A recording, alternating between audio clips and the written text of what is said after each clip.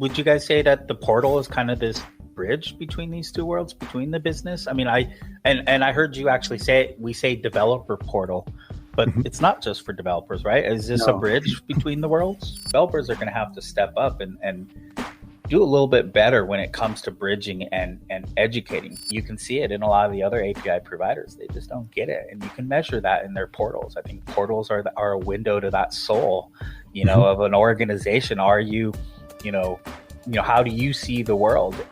Hello, and welcome to API Resilience.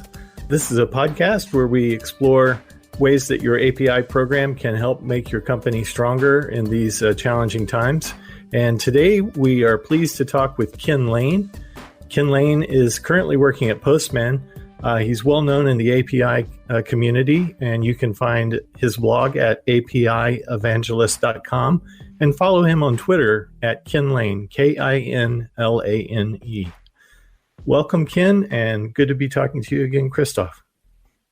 Thank you. So we were joking before we started the show that we were not sure if Ken was going to come back because we already recorded this one once. You guys can schedule me anytime. I'll talk about APIs, as my daughter says, API blah blah blah. What I'm good at. My kids are not that far yet, but they're in the whole dev portal and API stuff. But the blah blah blah that still has to come. So, but it's good to have you, and I'm very much looking forward to having our awesome discussion on the record this time. Yeah, we did really good last time. We did great last time. It was fantastic. We just should have hit record faster. So, I've been I was itching to ask you about a couple of trends that I've been thinking about and that we've been talking about on the podcast, and to get your perspective on it. We had some pre-discussions, we had our pre-podcast. So I think we've got everything aligned now to really go deep in this one. And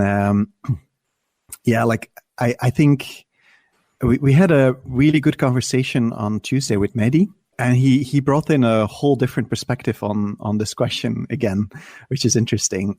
So I'm curious to see how it's been fermenting with you, this idea of democratizing APIs, and how are we going to go beyond developers as consumers for APIs, and how are we going to get the rest of the world on board to start using the API infrastructure? Yeah, this is a super important one, but it's not an easy one either, because we're a lot of headwinds, a lot of legacy baggage. I think we have to work our way through to change this dynamic. So yeah, it's a pretty important one, and Mehdi's the guy to understand it. He, I would say, similar to me, he gets the politics of all of this and realizes it's more about people than it is about technology, and it's also about business though, because I would say one of the biggest reasons why there's a divide between developers and business people is because of money and keeping things separate and the way things work. So we definitely have a lot of work in that area. And it's been one of my biggest realizations in the last couple of years has been that it's not either or. Mm-hmm. It's not business or doing good. It's it has to be it has to be both. Yeah. We have to, if we can't marry these two together, then it's just not going to work. And I think, but it's interesting because in the developer scene, it feels it's still kind of shielded from business, and there's a little bit of that counterculture, there's a lot of that counterculture. So, are you saying developers are cynical about business? Well, we've been treated as kind of a special class of citizen for so long, and there's a lot of lore and myth that goes around. The developer who you just slide pizza under the door and the next day they make magic, they stay up all night and all this. And we ignore that he's a complete jerk to other people and he has no social skills, but, and so there's many of those types of things that, hey, this is magic that happens over there. And, oh, you people don't worry your pretty little head about what's going on there. Not, completely ignoring that, hey, this person should be aware of the business use cases and actually be exposed to people who are using the software, not kept in the basement, not fed pizza. You should be fed fruits and vegetables and have a good healthy diet and see sunlight, So there's a lot of reasons why these exist, but a lot of it is so that you can abstract the complexities away from business people and lock them into certain functionality. And with SaaS and kind of this latest several waves of software, people can buy a solution online, a software solution, and then they can actually put the API to work as well using tools like Zapier and if this, then that. And there are low code, no code solutions that are API driven that will enable people to not just get their data in and out of a software solution, but get their multiple software solutions working together. And you can do this without a programmer, but there's a lot of entrenched software development people on both business and developer side that want to keep that divide existing and stoke it and make it so you have to pay them to move your data and migrate your data and create this kind of interoperability. So we have technical challenges, but we also have business, and then within that business climate, a lot of politics have kind of taken hold. It's interesting to me, this conversation, because I've spent my career helping bridge the divide between developer and business person. And I've told the business people over and over that the developers writing code, it's not any magic incantation. What they're trying to do is understand the 1,000 things that you take for granted that are how you need something to function in the business. And it's very important for you guys to talk to each other because they're not, in the basement. They're here ready to communicate and solve these problems. And so whenever we're building developer portals, we make sure that people are making sure that they're addressing, business users on the developer portal. They're addressing developers on the developer portal. And now I think we need to be thinking about these opportunities that open up with the low code, no code environments. It's still surprising to me. I just had a situation where there's an integration that's needed with a particular company, and they want you to pay for a development environment. And to me, that's so anti-API first. Talk about friction for integration. That's a lot of friction. And we're talking about reducing friction all the time. Yeah. So, yeah, would you guys say that the portal is kind of this bridge between these two worlds, between the business? I mean, I heard you actually say, we say developer portal, but it's not just for developers, right? Is this a bridge between the worlds? I call it the interface for the interfaces. And I think, but I'm starting to wonder, I floated this balloon with Mehdi, and I started talking about integration portals, and he's like, oh, no, don't go there. Integrations that's like the first paradigm. And that was in the time when both sides had to do this magical handshake where both were doing this tricky dance of how are we going to approach each other and make it work together. We're already in the next generation. We're doing APIs now, where APIs are products, which means that one side has already automated and simplified and productized that handshake, and you just have to come and grab the handle and get your thing going. I think what we're talking about here is the next paradigm where maybe it's autonomous APIs like Z is talking about. Yeah. But I probably, that will be a big part of it, but it still feels like autonomous APIs are still for developers. And I think there's still something else out there for non-developers. There's the if this then that's and the Zapiers for a very specific use case of business integration, like slushing data around. I feel that that's the major use case that's being used for. You have some corporate tools like integration platform as a service kind of solution space, but that's very much focused on the internal world where you're probably already controlling what kind of interfaces will be available.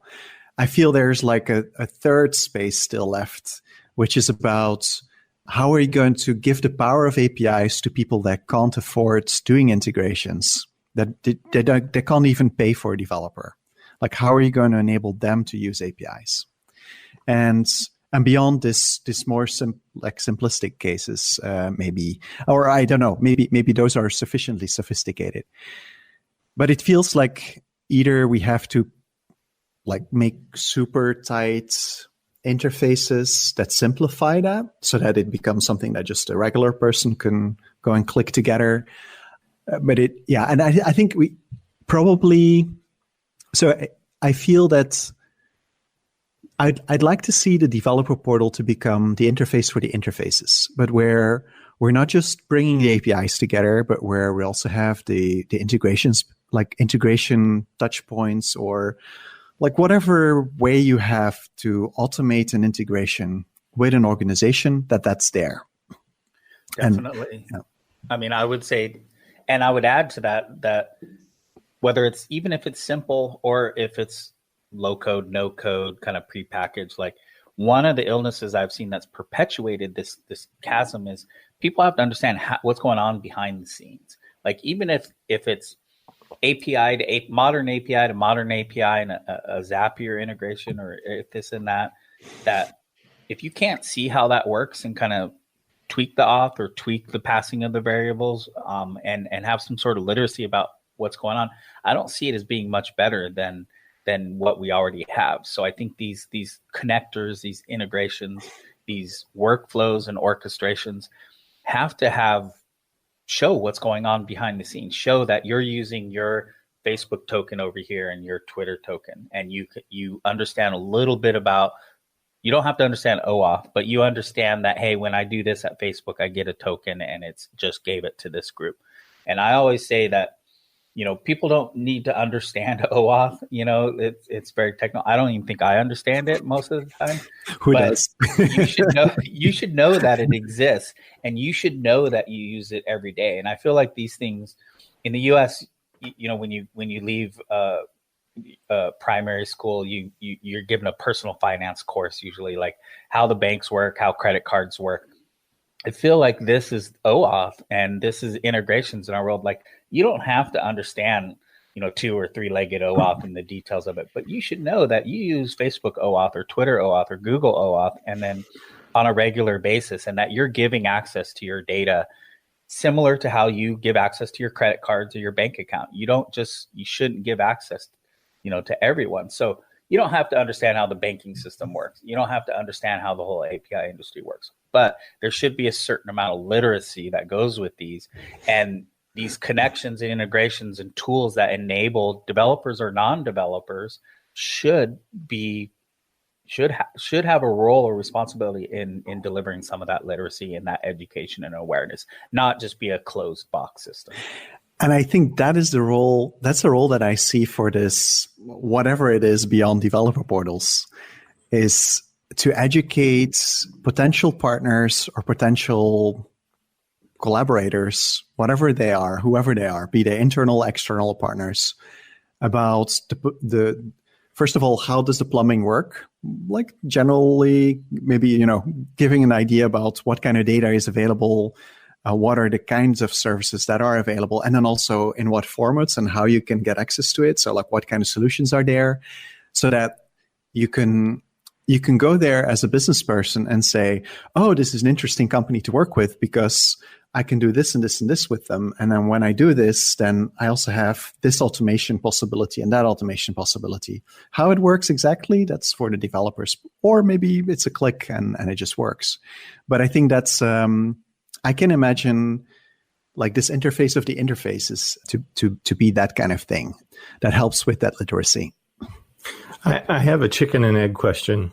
Mm-hmm. So I was browsing videos with Ken Lane. Oh no! Before this call, just to get some thoughts and see if there is something that would be relevant to our conversation.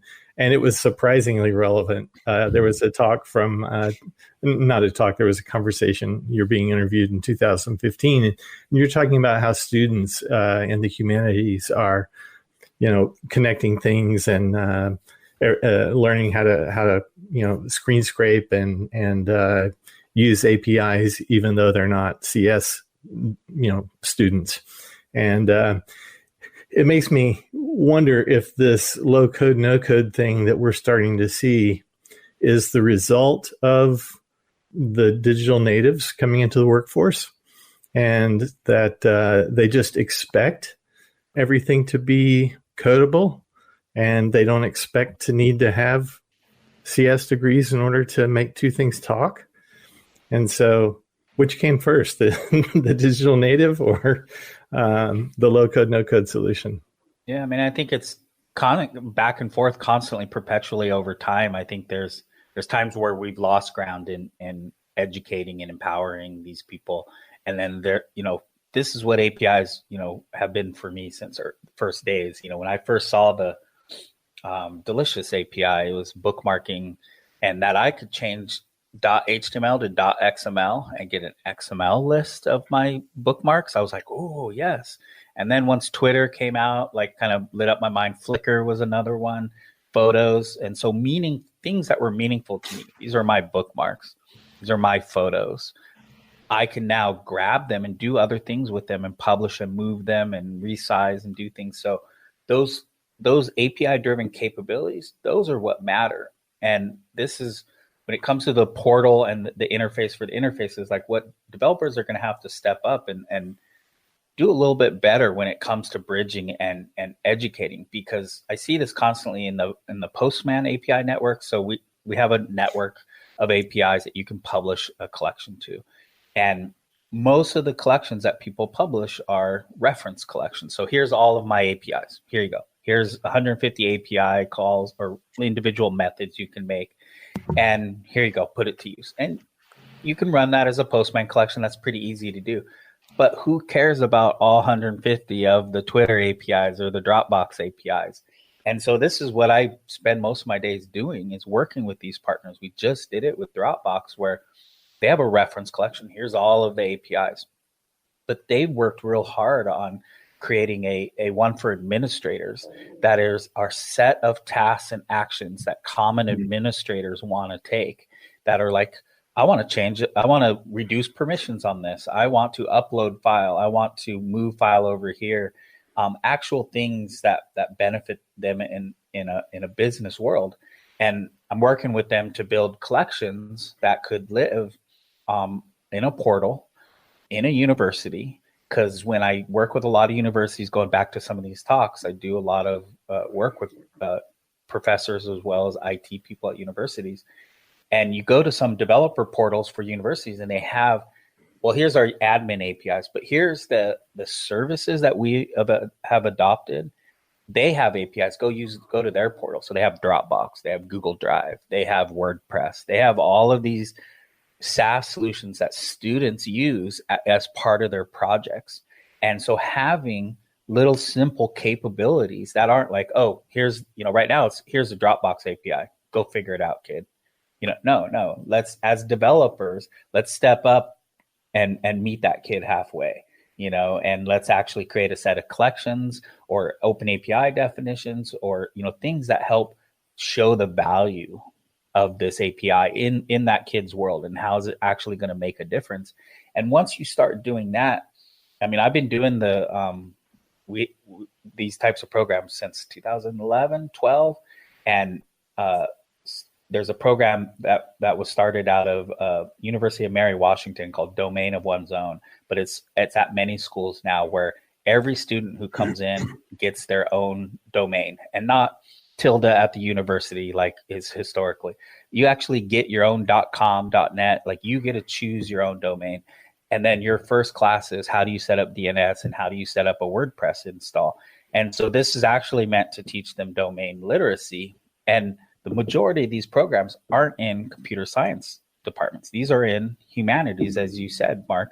These are in humanity organizations. These are literature students. These are, they're doing other things, but they're using WordPress, they're using Dropbox, they're using Twitter to do research, and they need to get access to this data. And so how do we empower those people? Because that's the future right there. That's what I feel. That's so cool. And I think it's interesting that you went working for Postman, because I feel that of the big API companies out there, they're probably one of the companies that is most pushing for democratizing APIs and making them available for as many people as possible, and growing the target audience of APIs. So like how you mentioned this when we were having this chat in San Francisco, that you've seen like analysts use APIs through Postman collections, and I was so fascinated by that story. So can you tell a bit more about that? Yeah, so we're seeing this. We have what's called the State of the API report at Postman, where we survey, I think it was 13,000 of our customers that we interviewed this time or surveyed, and kind of what roles are you, what are you a back-end developer, you front end? And we're seeing more job roles that aren't developers. These are product managers, sales, analysts. So there's one retail company that has a team, they have a Postman team. Their job is to build Postman collections and tests for other API teams. So it started as a one person. That's what he did.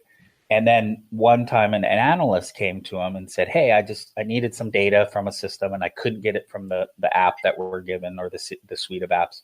And I know you have access through an API. Can you pull that for me? He was like, sure. And so he fired up Postman, created a collection, made a call to it, set up the authentication, and then hits, send. Here's the data. He's all, here, I'll just give you the URL to this collection. And the analyst goes, well, wait, what do you mean collection, Postman? I don't write code. I can't make calls to APIs. He's like, no. I set up the authentication for you. I made the request, got the data you want, created the query, what you needed. And I saved this as a self-contained collection that I can now share with you. So here's the URL. You can grab that. All you got to do is go download Postman, and you can run it as well. And you just get the results. Every time you need it, you just get the results. And then the guy came back for more and more. And then pretty soon other teams had heard about it and they came. And now this is this kid's full-time job, and he was hiring other people to do this. And so they were able to move faster than the app teams, or whatever the solutions that these analysts use to get their information. They were able to move faster than that by creating these collections. And they were able to abstract away the auth, the queries, the other pieces, to make it so that it was just one click and they could do it. And then now in Postman, you have a visualizer. So that team is actually creating visualizations with that data, so they can download as a CSV or a JSON, or they can just visualize it. And so it's kind of going the next step.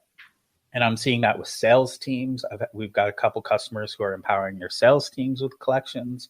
And so it's why I'm at Postman. It's why, is because I see, I don't like using the phrase democratizing APIs, because I've heard that rallying cry since way back. And I've actually felt things are going the opposite direction. But yes, it captures, it's a nice little rallying cry for what we need. So I'll keep using it. But, it's about making people aware the APIs exist, not afraid of them, and that they can use them too. It's not just for the wizards on the hill that have this special, wizard knowledge, that anyone can do it. And all the apps you use have these APIs. Not all of them share them and are as open with you as they should be, but APIs are behind everything you use. And Postman is a great way to kind of bridge that world. So that's why I'm here. Very cool. Ken, when I think about the situation I was telling you about, the high friction environment where you have to pay to integrate with this particular vendor, what do you say to those people to help them understand that they're missing out on a lot of value by trying to monetize integration itself instead of embracing what the integrations will produce. Yeah, that's a pretty tough one, and it's pretty constant. I mean, I encounter people in all industries, especially the ones who have been digital or computer centric for a long time. There's a lot of locked up data. There's a lot of locked up resources, and some of this is public data. I know a lot of old, if you go into the real estate industry, there's quite a few other industries like that where you got to pay for access to data. I mean, if you're a real estate agent in the US, you have the data is yours, you put it into the system, and now you have to pay for a subscription to do that, to put it in the system. But then you just get signed over rights to that data. And cities, there's companies who work with municipalities, cities, to do the same thing. That, hey, if you want to use our system to manage your sewer data, your mapping data, your public infrastructure, you can use our system, but then you forfeit or sign away the rights to the data itself. And this is pretty common and people locking up data and generating data and making money off of it is not going away. I point to them, I go, okay, look, you're still going to be able to make money if you free this. There's other data that gets generated around the activity usage of this. There's many ways to make money, and there's many ways to make more money. What you're doing is limiting the playing field. And then I point to Facebook and I point to Amazon and I go, look, these guys used APIs to kind of shift the game and shift, the conversation.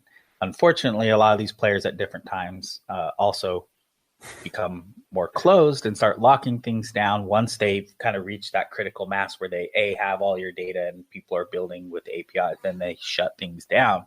But still, APIs have the potential to democratize and provide access, but there has to be, more awareness and conversation about that business management layer that I don't think people are always as educated as they should be. So I spend a lot of time educating these folks who, I'm a database guy. I've been working with databases since '87 was my first job. So I've seen a lot of locked up data, proprietary data, gatekeeping, people who don't, database people are some of the most defensive, kingdom building people you'll ever come across.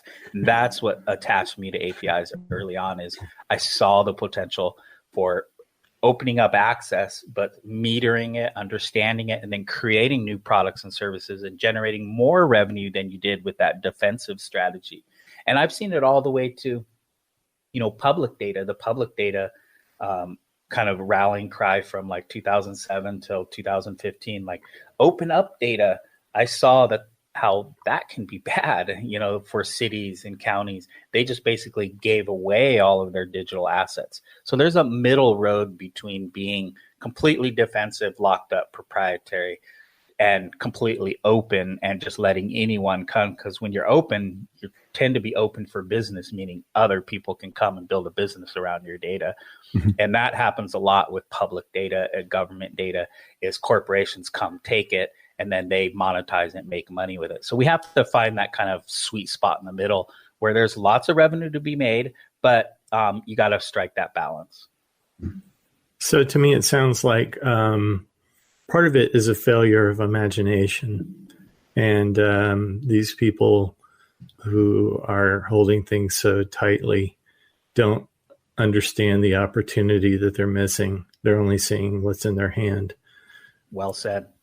How do part of the goal of this podcast is to try to get the story out and reach those people and to say, this is why why your company needs an API strategy, why digital transformation is not going paperless in your office. It's really about, an API program and connections and creating, essentially networking your business with your partners and your customers in a way that gives you far more stability than you can without it. What do you think are the missing pieces in the conversation that will open up the imagination? for them. You got storytelling. I mean, that's what API Evangelist is all about, is telling stories about other people who are doing it that matter, and that gets people's imagination going. I mean, that's my biggest deficiency as an individual is I don't read enough books. I read a lot of books. I still read a lot of books. I do a lot of podcasts, but I don't read a lot. So my imagination is fairly diminished because I'm just not exposed to a lot of ideas. I've changed that over the last 5 or 10 years. I'm reading a lot more, and I have a much more nourished imagination. If you don't feed your imagination, I mean, this is why we read books to our kids, right? This is why. So if you don't hear stories of positive examples, you're not going to change your behavior. You're not going to think differently. You're not going to know there's a world out there. And, so trying to accumulate as many of these stories as we can and then tell them over and over and over. I mean, the Amazon myth story is kind of the biggest one about how Bezos, mandated that all people go API first if you're going to work between departments within Amazon. And we've proven that most of the story is kind of fictional, but it did happen in some way. I love that story. and it became Amazon Web Services. I mean, that is still the number one trafficked story on my blog, and I wrote it January 2012. And so those kind of stories resonate with people. I have, like the U.S. Census Bureau, I had early conversations with them. Census Bureau in the U.S., they go around and count all the people and count all, the demographic data, and then they would put it available as a big, massive download that you could download. That was, once we went on the web, that was available for the 2010 census survey. And I was having conversations because I was doing a lot of work in DC at the time. And I said, hey, you guys should have an API. And they're like, no, why? No, we can't impose our opinion on the data by doing API design, or, we just got to let people take it and do things with it. And I'm like, well, do you know what people are doing with it? They're like, well, no, like what? And I'm like, oh, Google's doing this whole flu trends analysis. Like I just rattled off 30 different use cases, and they were like, we're completely unaware. And I'm like, well, because people are just downloading it and going and doing it. But the other problem is this is a kind of anointed class of people doing this. Is Google, these big companies who can take a big download, parse the download, store it in a database, and then use it. You're missing a whole wider world of people that you don't even know about that core group, let alone all the other people. And long story short is, once they launched a couple of their APIs, they also did some spreadsheet plugins for their API. They discovered this whole class of analysts and people who they'd never talked to, never knew about. Those people didn't have the skills to crunch a big download, to do things. And now they have this API management system. People sign up for a key. They grab a subset of the survey that they wanted. They pipe it to a spreadsheet, and they're able to work with it. And then the feedback loop from these people was substantially more valuable than the feedback from Google, because Google's like, oh, we're just going to take your data. We're going to make a bunch of money off of it. We're going to augment it. And we don't really want to give you feedback on the surveys. But this other class of people actually was interested in a feedback loop with the census.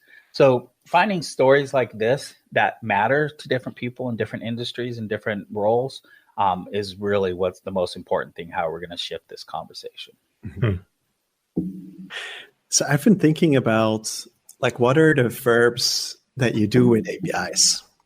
So and I started thinking about this because of the nervous system, a parallel with the nervous system, with sensing and acting through nerves. So your async API, you're sensing, you're acting through your nerve systems as triggering some action that happens with your muscles. But I as you were talking about analyzing, I figured there's analyzing, there's exposing, monetizing, connecting through, sensing through, and then acting through. I don't know if this triggers anything. I was just riffing this off, because I was sitting here taking notes. There's a whole vocabulary that, it maps to the human, so the senses but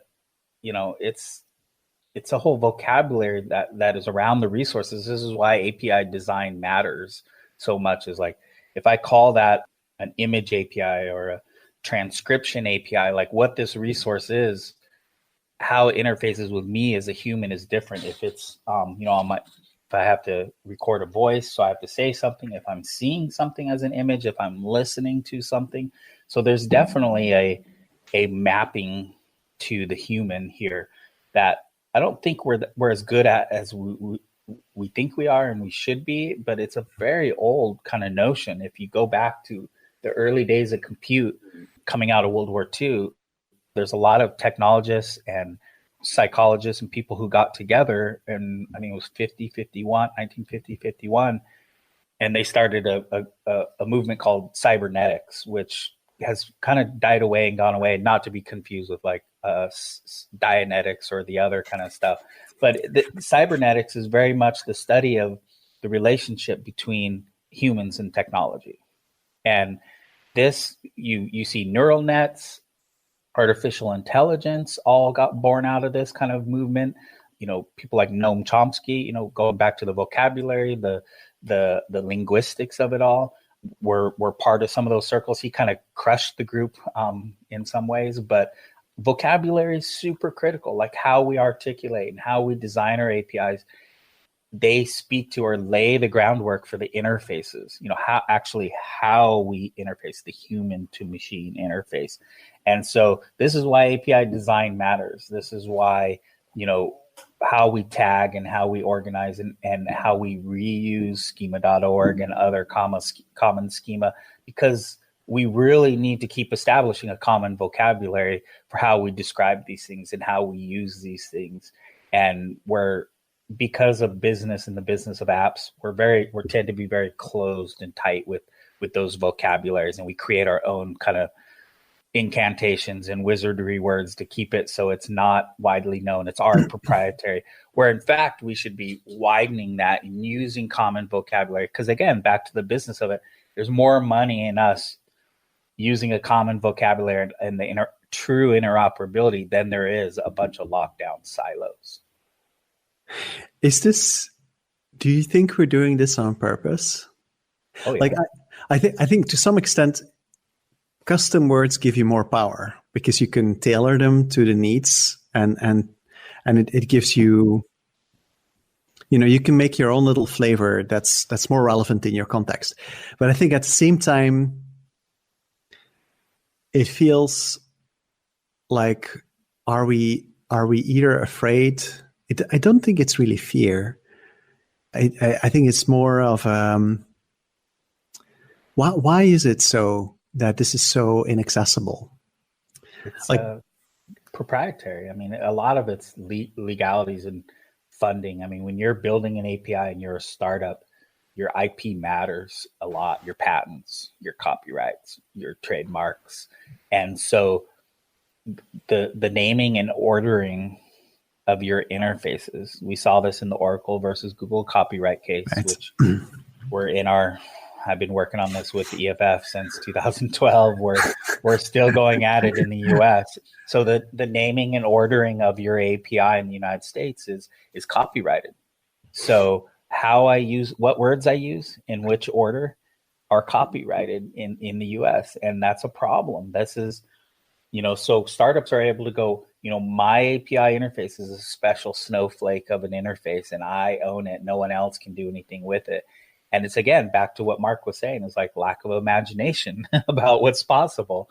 Mm-hmm. And so it's primarily proprietary. It's licensing. It's making money. It's the money part of all of this and the lack of imagination. But it's people don't have the time. They don't take the time to go out and look at existing vocabularies. It's like they reinvent the wheel constantly. They create so much work for themselves. They just don't think much about it. We don't have a lot of time. So we just spit out these APIs and they're kind of clumsy and caveman, they're grunts and groans, where we should be actually be using our real words, crud, create, update, delete. It's like where we should be like, have a little more nuance about what's going on and words that other people understand. But then it's back to what you said, Kristof, about power, because there's one side of the power that is, goes way back to, the church and Latin, and like, you can't read the religion. Only I can read it to you as the wizard or the priest, and all the way to startups and companies having proprietary, like, the Twitter API is just about Twitter. Mark Zuckerberg is very much, testifying to Congress. No, Facebook really doesn't have any competitors because we're special. We're our API is unique.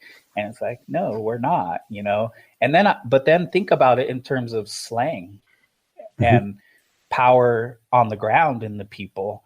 And there's also some power in things not always being a common vocabulary.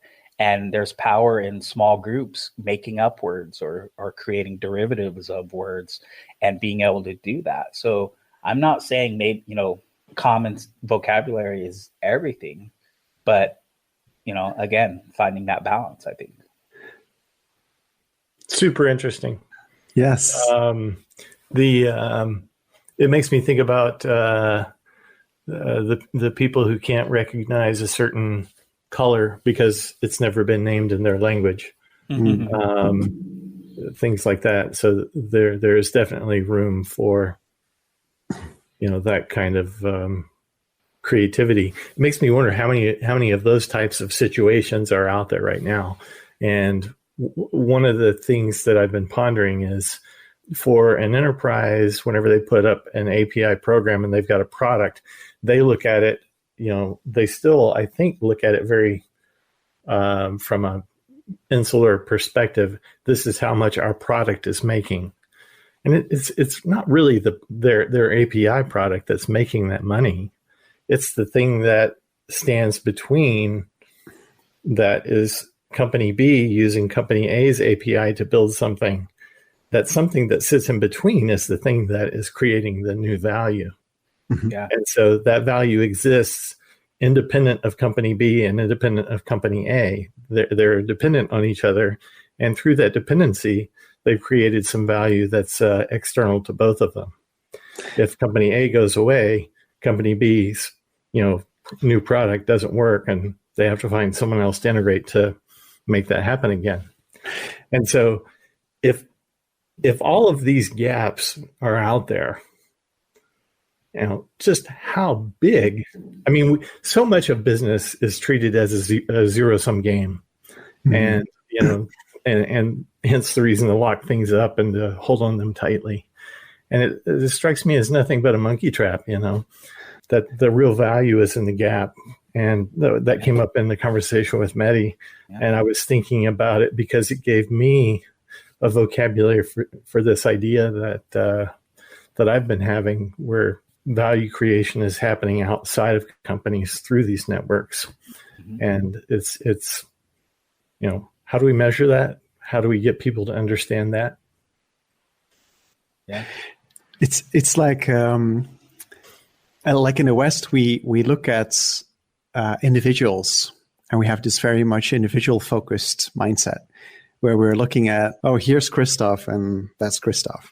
Where at least I don't know it personally, but stories I'm hearing and the books I'm reading in the East, it's a lot more about relationships and about the in-between people, and that people are much more defined by the relationships that they have rather than by who they are themselves. And I think it's fascinating to think that this is maybe what is happening in the business world, where we're going from looking at individual organizations, and now we're looking at networks of organizations and how well an organization is able to perform and connect with different other organizations and build out this this mirror of this individualistic image. And I wonder what does that do for how we think about value and measuring value and creating value. And probably, I don't know if you're really fit for dealing with this. I think there's a lot of personal value to be gained from being part of networks. Obviously, even if you're focusing, there's so many stories about super networkers that don't do too much in particular. They're just helping people all the time. and somehow they get always on the right places, and they're like super successful, and all they've been doing is like, hey, person A, this person is looking for something. Oh, by the way, whenever I'm going to have somebody else who needs something, it's okay if I ask you for some help, right? And yeah. So I think there's a lot of individualistic value to be made, a transactional value, but it feels like it would be better if you're focusing on the non-transactional value, and then let the transactional value come from itself. Well, and I think what you said really is reflected in APIs and businesses. I think the individual, when it comes to capitalism and making money, is very much, a central character. But a lot of these businesses are opening up their APIs, kind of playing to the fact that networks matter, integration, relationships, all these externalities matter. But you can see whether they're honest or not about it in their portal and in their overall API. So one of the ways that I measure this as part of my profiling of APIs is you go to their marketing page. What do they say they do? I grab all the vocabulary that they use in their marketing page. Here's a list of words across their marketing page. I go to their API doc page. I do the same thing. What words do they use in their docs to describe it? And then I parse the actual paths and parameters in the design of the API, because that's the most honest view. The marketing is complete BS. I'm going to hold my cuss words and be a polite guest. But it's, the marketing is total BS. The docs are somewhere in between, a more honest, but usually the design of the API is actually the much more honest one about what this interface is actually about, what the motivations, because that developer probably isn't in alignment with business. He probably operates in a basement. And so he's just putting the words out there. This is, this is this, and this is that, and this does that. He's not driven by the marketing or the business. Not in all cases. Sometimes they're in alignment and they're actually both pretty honest, and it's a well-designed API. I'm not saying all of them, but that disconnect between business and tech can be seen at that interface level in the docs, in the portal, and in the design of the API. And companies like Twilio and others who have harmonized that, they've worked hard to close that gap, bridge that, and be more honest about, all right, we're about networks and relationships and empowerment and apps, and we're not just about doing it in .NET. We're about doing it in every language, on every platform, Laravel, and we want to network with all these other networks because we understand that they just get it. But you can see it in a lot of the other API providers. They just don't get it. And you can measure that in their portals. I think portals are a window to that soul, of an organization. How do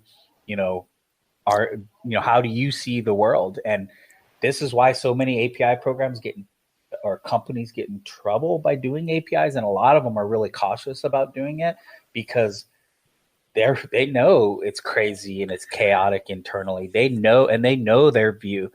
And they know they can't really play this externally very well. And so they're very cautious about doing that. And you see companies that were like, oh, I don't want to make the same mistake Twitter did, because that's just blown up and been crazy. And no, that's been good. Twitter's finally, actually with their latest release, finding their game again. They're actually, but yeah, they went through some serious soul searching and looking in the mirror and what are we, who are we? And they're still doing it. And so as an organization, you have to be willing to do that. Look at yourself, but then understand your role in the world and how you fit. So I think it's a blend of the Western and the Eastern that is the right balance. So I think it always is about semi-permeable membranes. It's like you can't be all open because then you just die. And you can't be all closed because then you just die. Yeah. And you have so you have to find that right careful balance between the two. That's going to allow you to nurture yourself and to feed what's going on inside and to keep getting new ideas and to connect with others, but also to be separate enough so you can capture some of the value. And it's and being honest about that. It's like, we all need value. If we don't capture value, we're not going to survive. But also, we shouldn't close ourselves off. So, yeah. Yeah, you got to find that balance. And we're doing it on the web. And this is, I would say, you see this playing out with the private versus partner versus public API conversation, and my opinion is they're all public APIs. If you're using public DNS, it's a public API. I don't care if it's hidden behind a mobile app or hidden behind a device app or hidden behind your firewall. You're still using public DNS, and you should treat it like it's a public API. Now, that doesn't mean that it's out in the open and everyone can get access to it. So teaching people how to be good corporate citizens or good enterprise entities on the web, and individual entities as well on the web, I think is super critical.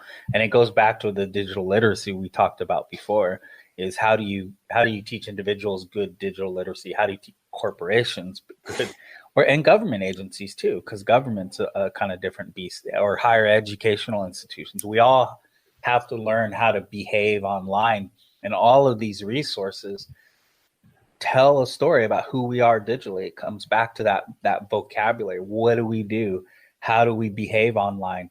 And making that available as APIs just opens up the door for more networking and more relationships. But we have to do it in a way that makes sense to our individuals or our enterprise entities. Yeah. Amen. Thank you for listening to the API Resilience Podcast.